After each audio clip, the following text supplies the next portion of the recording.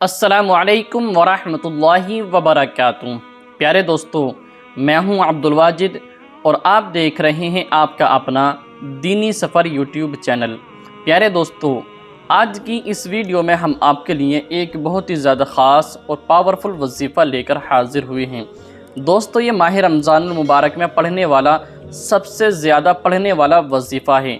اس کو پڑھنے کے لیے میں پورا ہی سال انتظار کرتا ہوں اور اللہ پاک اس کو پڑھنے پر ہماری تمام ہی پریشانیاں دور عطا فرما دیتا ہے، ہمارے گھر کی تنگ دستیاں ختم فرما دیتا ہے، غریبی سے ہمیشہ کے لیے نجات فرما دیتا ہے۔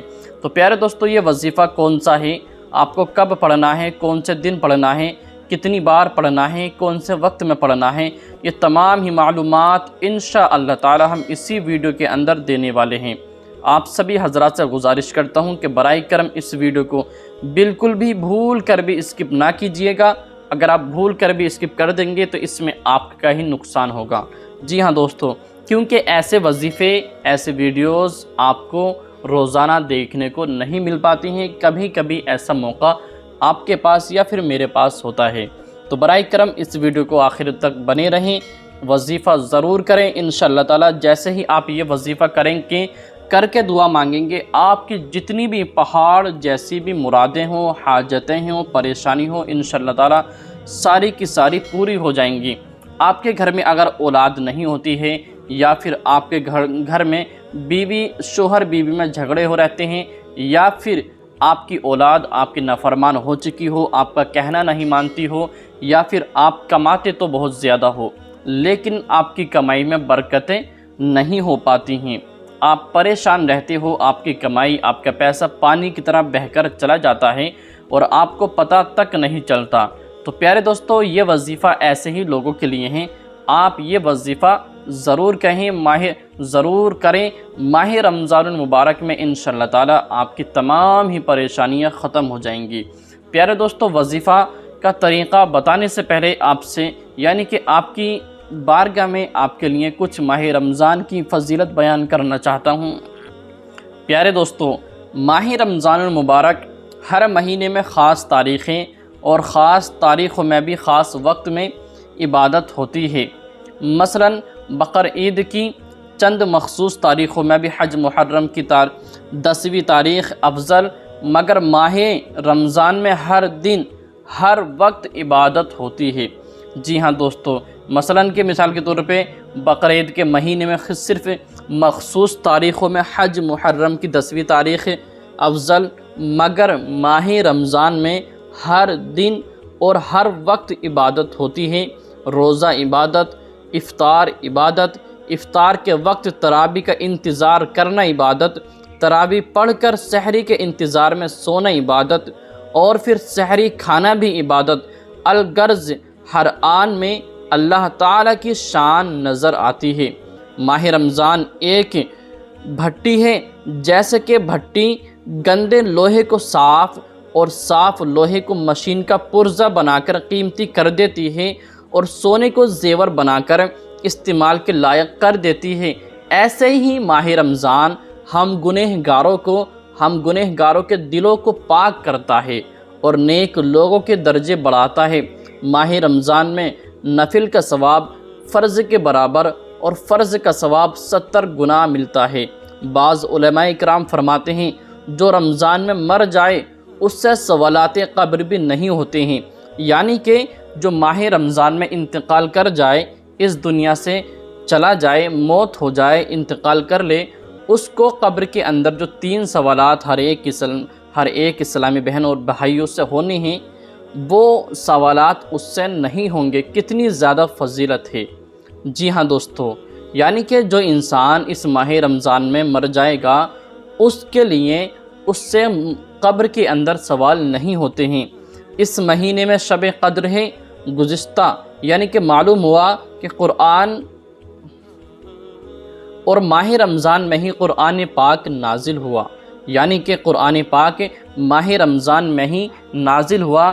تب آپ اسی باتوں سے اندازہ لگا سکتے ہو کہ اللہ تعالیٰ نے اس مہینے کو کتنی بڑی نعمتوں سے، برکتوں سے، فضیلتوں سے نوازا ہے۔ جی ہاں دوستو، قرآن پاک میں جگہ ارشاد ہوتا ہے इन्ना अंज़लनाहु फ़ी लैलतिल क़द्र, तर्जमे कंज़ुल ईमान, बे शक हमने इसे शब क़द्र में उतारा। यानी कि क़ुरान पाक को अल्लाह ताला ने माह रमज़ान मुबारक की शब क़द्र में उतारा। जी हाँ दोस्तों, तो प्यारे दोस्तों, आप माह रमज़ान मुबारक में हम सब ज़्यादा से ज़्यादा नेकियां करें, अच्छे काम करें, दूसरों को तकलीफ़ देने से गुरेज़ करें, यानी कि दूसरों के दिल आज़ारी ना करें। हर एक इस्लामी बहनों का हुकूक़ के ख़ास ख़याल रखें। इंशाअल्लाह ताला आप अल्लाह ताला की इबादत करेंगे, आप दुआएं करेंगे, इंशाअल्लाह ताला आपकी हर एक दुआएं कबूल हो जाएंगी। जी हाँ दोस्तों, तो प्यारे दोस्तों, चलिए अब हम आपको वो तरीक़ा बता देते हैं जो हम आपको करना है। तो दोस्तों, ये वजीफ़े के लिए आपको इजाज़त की ज़रूरत है। अगर आप चाहते हैं कि हम इस वजीफ़े से फ़ायदा उठाएं, फ़ायदा हासिल करें, तब आपको इजाज़त के लिए कुछ नहीं करना है, कोई पैसा नहीं देना है, किसी के पास नहीं जाना है। सिर्फ़ और सिर्फ आपको इजाज़त के लिए कमेंट्स के अंदर 3 मरतबा सुबहान अल्लाह सुबहान अल्लाह सुबहान अल्लाह लिख देना है, और फिर इसके बाद अपना नाम भी लिख दीजिए। फिर आपके नाम के साथ आपको इजाज़त मिल जाएगी। इसके बाद आप ये वजीफ़ा कर सकते हो इंशाअल्लाह ताला। इससे आपको फ़ायदा ही फ़ायदा हासिल होगा, इससे आपकी किस्मत बदल जाएगी इंशाअल्लाह ताला। प्यारे दोस्तों, एक बात और ज़रूर ख़ास ख्याल रखें कि हम लोग वजीफ़े करते हैं लेकिन हमको कोई फ़ायदा हासिल नहीं होता है। कुछ लोगों की शिकायतें होती हैं कि हज़रत आपने ये वजीफ़ा बताया था, हमने 1 दिन किया, 2 दिन किया, लेकिन इससे कोई फ़ायदा ना हुआ।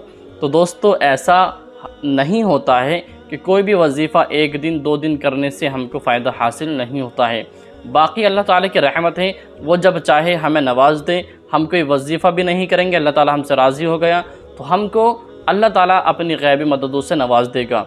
जी हाँ दोस्तों, या फिर अगर हम वजीफ़ा करते हैं तो वजीफ़ा करने में हमारी सोच ये होती है, चलो वजीफ़ा बताया है, सुना है हमने, तो कर लेते हैं, हो सकता है इससे हमको फ़ायदा हो जाए।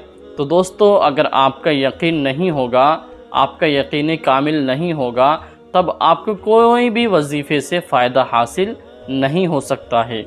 जी हाँ दोस्तों, अगर आप ये वजीफ़ा करेंगे जो मैं आपको बताने वाला हूँ, तो इस वजीफ़े के लिए पूरा आपका यकीन होना ज़रूरी है। अब यकीन कैसा होना चाहिए? यानी कि आपका यकीन ऐसा होना चाहिए, आपकी सोच ऐसी होनी चाहिए कि मैं ये वजीफ़ा करूँगा, इंशाअल्लाह ताला इससे ही मुझे कामयाबी मिल जाएगी, मेरी दुआएं कबूल हो जाएंगी। फिर चाहे 1 दिन करूँ, 2 दिन करूँ, 4 दिन करूँ, फिर चाहे कितने भी दिन करूँ, लेकिन मुझे सिर्फ़ यही वजीफ़ा करना है और इंशाअल्लाह ताला इसी वजीफ़े से मुझको कामयाबी मिलेगी।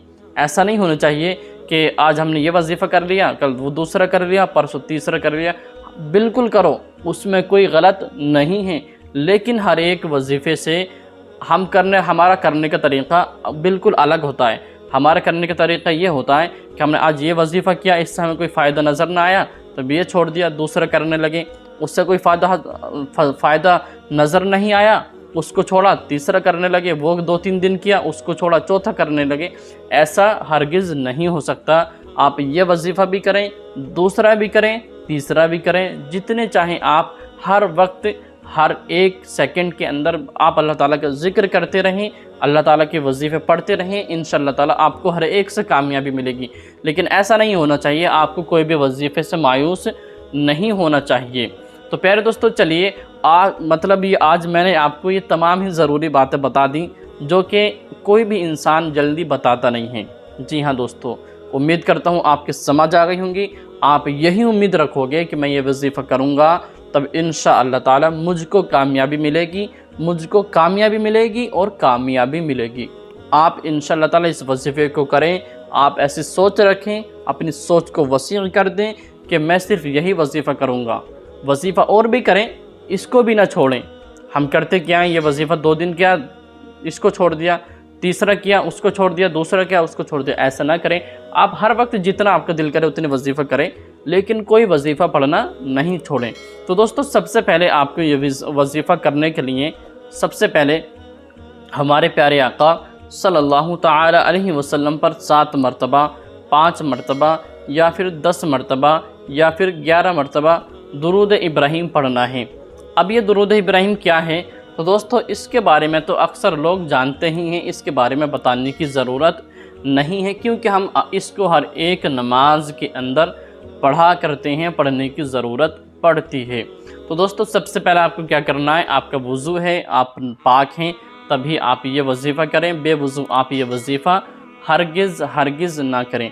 آپ کا اگر وضو نہیں ہے تو وضو کر لیجئے، وضو کرنے کے بعد تنہائی میں بیٹھ جائیے، جہاں پر کسی کا آنا جانا عمل دخل نہ ہو، شور شرابہ نہ ہو، وہاں پر بیٹھ کر یہ وظیفہ آپ کریں۔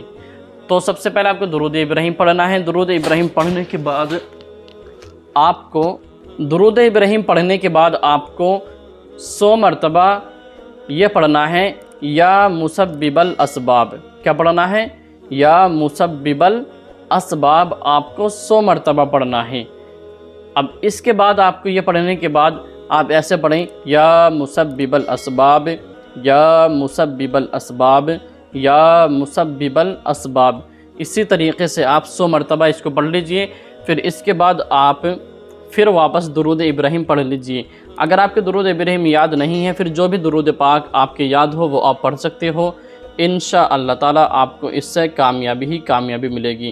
اب بات آتی ہے کون سے دن کرنا ہے، کب پڑھنا ہے۔ تو دوستو اس کو آپ ماہ رمضان المبارک میں کبھی بھی پڑھ سکتے ہو، دن میں، صبح کو، شام کو، سحری کے وقت، افطار کے وقت، دوپہر میں، یعنی کہ جب بھی آپ کو فرصت ملتی ہے آپ اس وظیفے کو کر سکتے ہو۔ ایک بار اور سن لیجئے کہ یا مسبب الاسباب، یا مسبب الاسباب، یا مسبب الاسباب، یا مسبب الاسباب۔ اسی طریقے سے آپ کو 100 مرتبہ پڑھنا ہے، اول و آخر درود پاک پڑھنا ہے۔ اب یہاں پر آپ کا وظیفہ مکمل ہو جانے کے بعد اللہ تعالیٰ کی بارگاہ میں ہاتھ اٹھائیے، دعا کیجئے، انشاءاللہ تعالیٰ آپ کی ہر ایک دعا قبول ہو جائے گی انشاءاللہ تعالیٰ۔